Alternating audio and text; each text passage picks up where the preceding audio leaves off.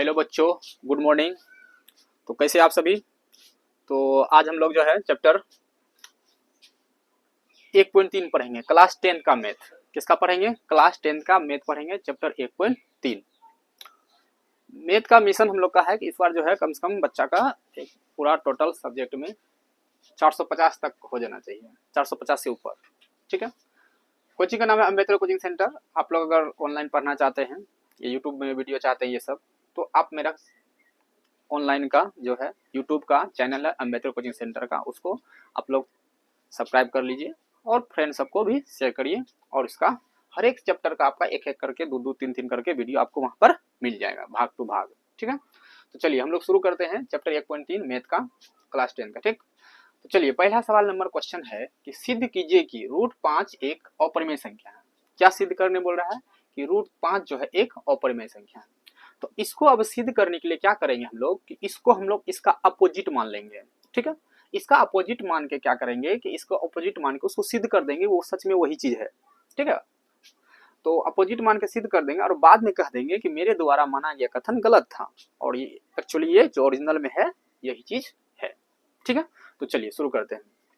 तो लिखेंगे माना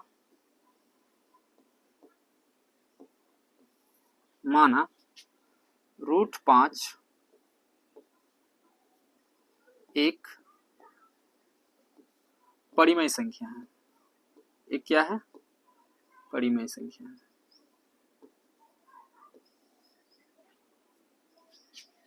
माना √5 एक परिमेय संख्या है। ठीक है। क्या मान लिए? माना √5 एक परिमेय संख्या है जहां अब ये जो है √5 एक परिमेय संख्या है तो इसको हम लोग p/q के रूप में लिख सकते हैं। किसके रूप में लिख सकते हैं? p/q के रूप में लिखेंगे। तब √5 बराबर p/q। कोई भी परिमेय संख्या होता है तो उसको हम लोग p/q के रूप में लिख सकते हैं। ठीक। अब जो ये q है लिख देंगे यहां जहां नहीं यहां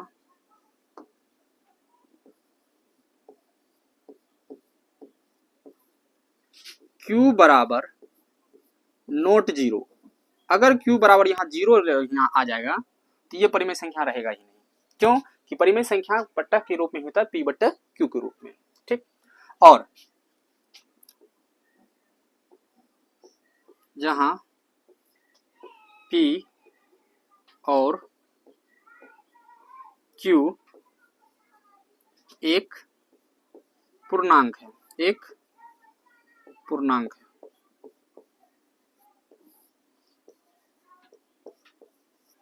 और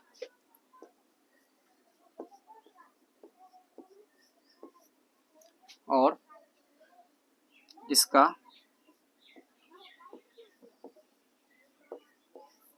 एक के सिवा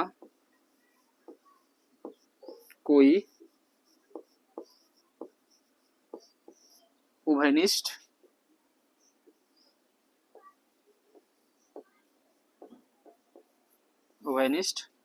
गुणनखंड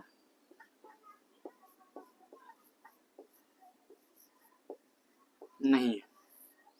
ये जो सवाल है ये सवाल सिर्फ थ्योरी पे बेस्ड है, इसमें लिखना बहुत पड़ता है।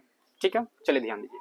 तो हम लोग यहाँ तक इसको जरूर लिखेंगे। हर एक बार जो है ये और ये चीज एकदम दिमाग में अटा लीजिए कि ये लाइन आपको लिखना है जहां p और q एक पूर्णांक है और इसका एक के सिवा कोई उभयनिष्ठ गुणनखंड नहीं है। ठीक है। चलिए तो हम लोग का सवाल यहाँ था, हम लोग का √5 बराबर p/q। अब क्या करेंगे? इस सवाल को q को उधर भेज लेंगे। क्या करेंगे? q को उधर भेज लेंगे। तो हम लोग का हो जाएगा √5q बराबर p। ठीक है। यहाँ हो गया। क्या किए? q को बट्टा में था उधर भेज लिया, q में चल गया। अब हो गया √5q बराबर p। अब इसको समीकरण 1 मान लेंगे। इसको समीकरण क्या मानेंगे? 1 मानेंगे। ठीक है। अब इसका जो स्टेप आगे करेंगे, दोनों तरफ हम लोग वर्ग करेंगे। दोनों तरफ क्या करेंगे? वर्ग करेंगे। तो लिखेंगे दोनों तरफ वर्ग करने पर, दोनों तरफ वर्ग करने पर, दोनों तरफ वर्ग करने पर। अब देखिए वर्ग करेंगे तो क्या आ जाएगा, √5 क्यू का होल स्क्वायर बराबर इधर p का होल स्क्वायर। ठीक है, अब √5 का स्क्वायर करेंगे तो हम लोग का 5 आ जाएगा, कितना आ जाएगा 5। और q का स्क्वायर करेंगे तो q स्क्वायर हो जाएगा, इधर जो हम लोग का आ जाएगा p स्क्वायर। ठीक है, तो यहां तक आप लोग वीडियो को पॉज करके देख लीजिएगा, इससे आगे हम लोग बता रहे हैं। चलिए क्या हम लोग देख लिए, 5q स्क्वायर बराबर p स्क्वायर। तो हम लोग का था 5q स्क्वायर बराबर p स्क्वायर। अब ये 5 गुणाम है, इधर भेज लेंगे तो हम लोग का क्या हो जाएगा, q स्क्वायर बराबर p स्क्वायर बटे 5। अब जो ये बटे में 5 आया, इसका क्या मतलब है कि ये 5 जो है p स्क्वायर को भाग लगा रहा है, क्या कर रहा है, विभाजित कर रहा है। ठीक है, अब कोई संख्या को अगर विभाजित हो रहा है, भाग लग रहा है, तो वो आपका परिमेय संख्या हो जाता है। ठीक है, चलिए तो इसको विभाजित करवाएंगे तो लिख देंगे, चूंकि 5 p स्क्वायर को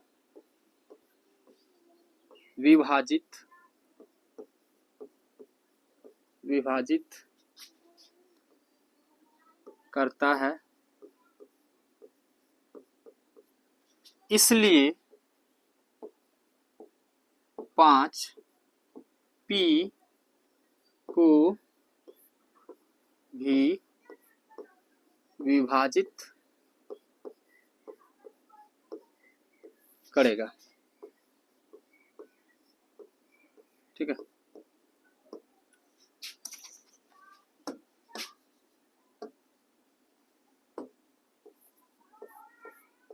करेगा, 5 जो है p को भी विभाजित करेगा। ठीक है, अब यहां तक हम लोग का हो गया एक स्टेप, समझिए यहां तक अभी तक एक स्टेप हुआ है। अब इससे आगे हम लोग चलेंगे। ठीक, तो देखिए अब हम लोग यहाँ कुछ मानने वाले हैं, तो मान लेंगे पुनः 5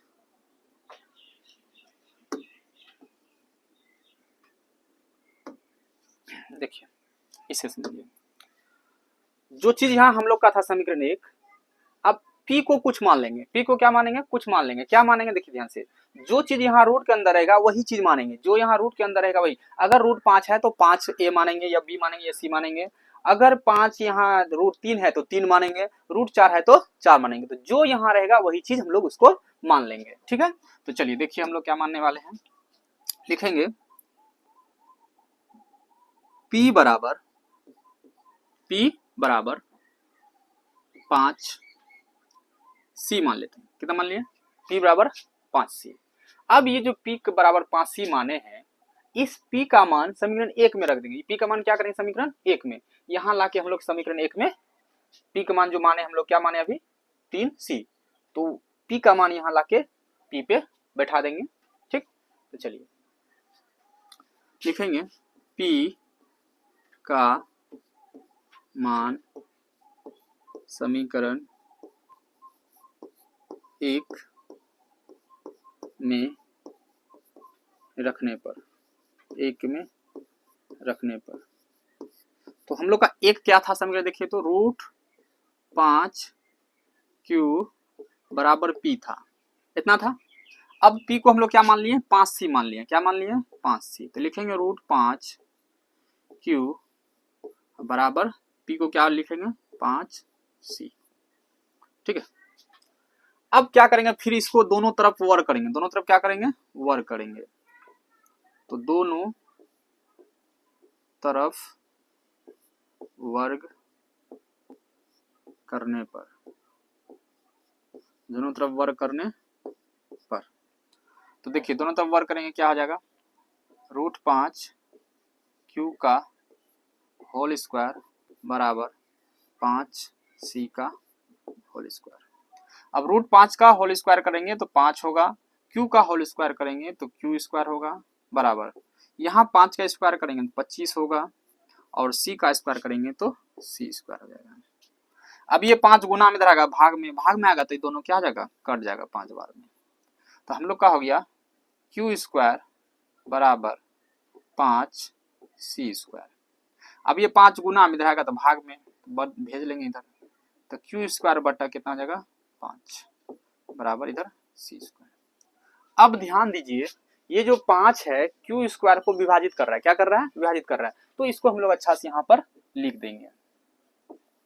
ठीक है, देखिए तो लिखेंगे चूंकि 5 क्यू स्क्वायर को विभाजित 5 क्यू स्क्वायर को विभाजित करता है, इसलिए 5 क्यू को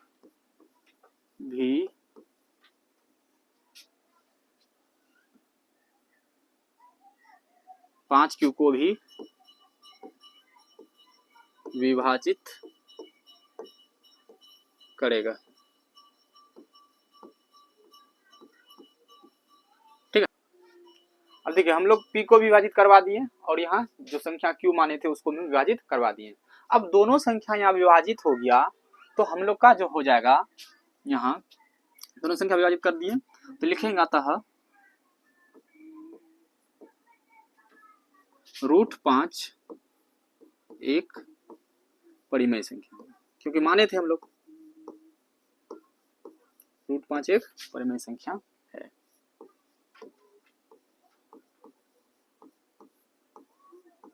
ठीक है, लेकिन लिख देंगे इसी जगह आप, लेकिन मेरे द्वारा माना गया कथन, मेरे द्वारा माना गया कथन त्रुटिपूर्ण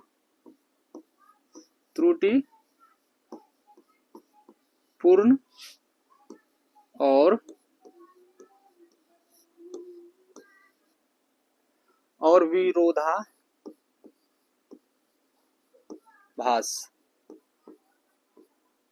विरोधाभास है। ठीक है, इसलिए